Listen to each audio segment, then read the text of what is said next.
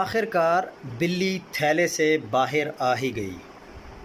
اور ہمیشہ عمران خان ایک بات کرتے ہیں کہ مسلم لیگ نون والے نہ تو پڑھے لکھے ہیں اور نہ ہی یہ ایجوکیٹ ہونے کی کوشش کرتے ہیں۔ آج شہباز شریف صاحب نے خود ہی اس بات کا اقرار کر لیا کہ عمران خان کو حکومت سے نکالنے کے پیچھے اصل وجہ کیا ہے اور کیا تھی۔ یہ میں آپ کے سامنے انہی کے الفاظ رکھ رہا ہوں جو شہباز شریف صاحب نے خود ادا کیے ہیں۔ I welcome President Trump's 20-point plan to ensure the end to the war in Gaza.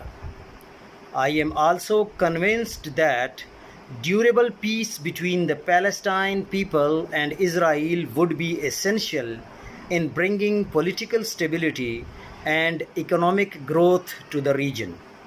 It is also my firm belief that President Trump is fully prepared to assist in whatever way necessary to make this extremely important and urgent understanding to become a reality.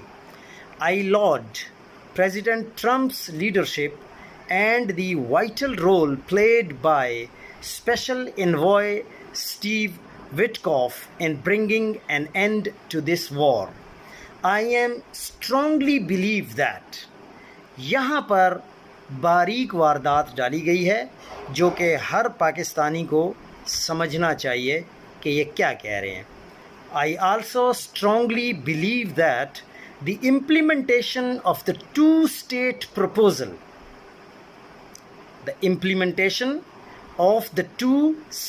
proposal, is essential to ensure lasting peace in the region.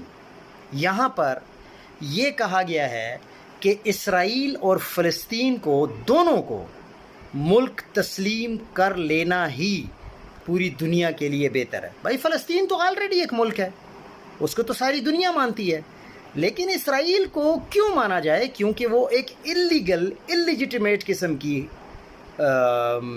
حکومت ہے اور اللیجیٹمیٹ ملک ہے، تو کیسے اس کو مان لیا جائے؟ لیکن یہ پروپوزل دیا ہے جناب ڈونلڈ ٹرمپ صاحب نے اور ہمارے وزیر اعظم صاحب نے آج باقاعدہ طور پر